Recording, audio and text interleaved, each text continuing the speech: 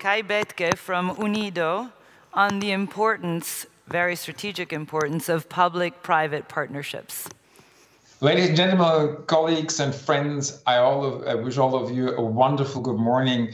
I really like to thank the organizers of Regeneration 2020, and particularly my good friend Elisabeth Illy, who has enabled us to participate in this event. And indeed, for us, it's a bit of an interesting situation that a United Nations organization who is occupied about the promotion of industry is talking on an event on happiness. But what I'd like to do is to show you, that indeed there is a link between the economic development of countries and the potential for their people to live a happy life. And as it has been said, the importance of our cooperation with the private sector in all doing this. What we see today is that the progress towards peace and prosperity really is in danger around the globe. This world has changed, and while all challenges remain, new threats, specifically during these days, the COVID pandemic, must be tackled somehow. And of course, yes, we see that people withdraw out of fear, but we must, I guess, unite and achieve changes that we really need. We understand in UNIDO that solving global problems, and they're specifically those on the environment, which we see nowadays, require international cooperation and the partnership, specifically with the private sector. And inclusive and sustainable industrial development really matters to the well-being of people, which is the foundation for the happiness we do think. The Agenda 2030 of the United Nations is the framework within which we are operating, and it is indisputable that the achievement of the Sustainability Goal number 9 is clearly linked to all the other goals targeted in the agenda. The inclusive and sustainable industrialization drives sustained economic growth. The creation of decent jobs is so important for everybody, and the access to income. It helps also to reduce poverty, which is most important, hunger, inequalities. At the same time, indeed, it is driving the improving of health and security and well-being of people. But it also increases the resource and energy efficiency, reduces greenhouse gases and other polluting emissions, including those from chemicals. So indeed, it tries to make a contribution to a better surrounding environment, at the same time tries to give people the opportunity to have an income and therefore a self and auto-determined life.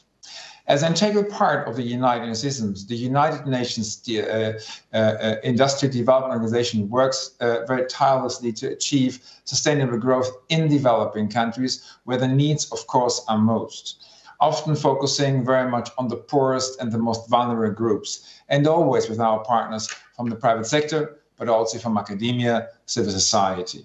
There are many reasons why industry is fundamental for human development.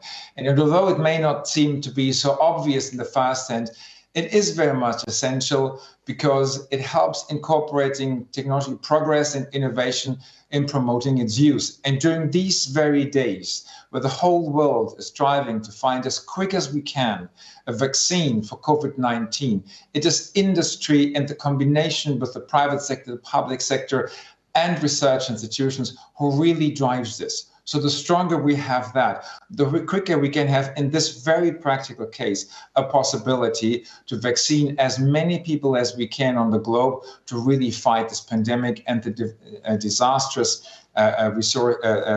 impact it has on many, in fact, on all economies. This again is why it offers the unique opportunity for learning, for improvement, and for the transformation we're looking forward. But moreover, so industrialization empowers people to access productive resources by expanding their capabilities through education, skills development, changes in the social-cultural environment, as well as to produce the goods that are so essential for nutrition, healthcare, and the human needs we really need to improve the quality of life, which we do believe is the foundation, at least to a certain extent, to allow people to live a happy life. Because if you're running after the basic needs, there is little happiness in that. So those need to be met and fed. One arm of the organization implements technical cooperation projects throughout the world with the private sector more than ever, with the ambition to catalyze changes by delivering optimized production capacities, and always with partners from the private sector again. The sustained economic growth we're looking for requires the structural transformation of the economy towards activities with higher level of productivity. Structural transformation, which is really helping to people to be involved in economic processes towards inclusive and sustainable and just economic development, serves as the engine to create the job opportunities we need and which are necessary in both the developed and the developing countries by today.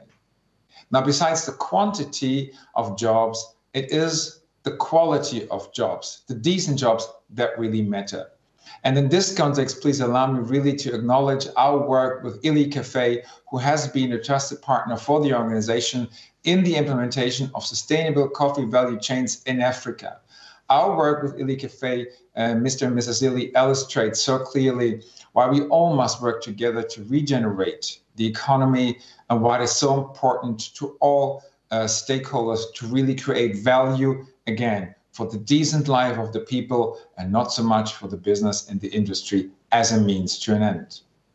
Industrial development has also been associated with a negative environmental effect such as pollution, climate change, desertation, habitat destruction, and overexploitation of natural resources. We all know this, and in fact, it is the case, and thus has a fundamental impact of the human health. Nonetheless, the process of industrialization has radically changed in recent years. And one of the prerequisites for industry to flourish in a sustainable manner and hence take care of climate change and the environment is the availability of guaranteed supply of affordable clean energy together with improved resource efficiency. This is what we're driving for. Climate action is thus a major focus of our work. And UNIDO is also a major partner in the implementation of international agreements such as the Montreal Protocol, the Stockholm Convention, and the Global Environment Facility. Our care for the planet also addresses the energy issues, which is also important for us, for example, through energy management systems. And last year, we have been signing an agreement with ENI to jointly address energy challenges in selected developing countries. Here again, the cooperation with the private sector is the one which helps us driving those projects around the globe. UNIDO serves several purposes, including giving people dignity and hope and the means to fulfill themselves. And while the United Nations Industrial Organization has yet to adopt the gross national happiness framework in our statistics, actually, it is so very clear that the ramifications of the organization actions go beyond the provision of technical assistance and policy advice, as people in need to have the employment and revenue as one of the very first preconditions towards the possibility to achieve a happy life. Even in a pandemic like we are facing right now, nothing can stop us from meeting, and we're doing this physically and virtually. And again, I really appreciate the organizers that I have the chance to be with you, even only through the screen. But it helps me also to learn more about the work you're doing, actually, and share with us what we believe is so important. And the clearly underlines why this event, Regeneration 2030, matters so much, and why it's important that we internalize the pledge and we move forward. UNIDO stands ready with all of you and with all our partners to address the three interconnected challenges presented by the event, and we look forward to this very new beginning. Thank you very much.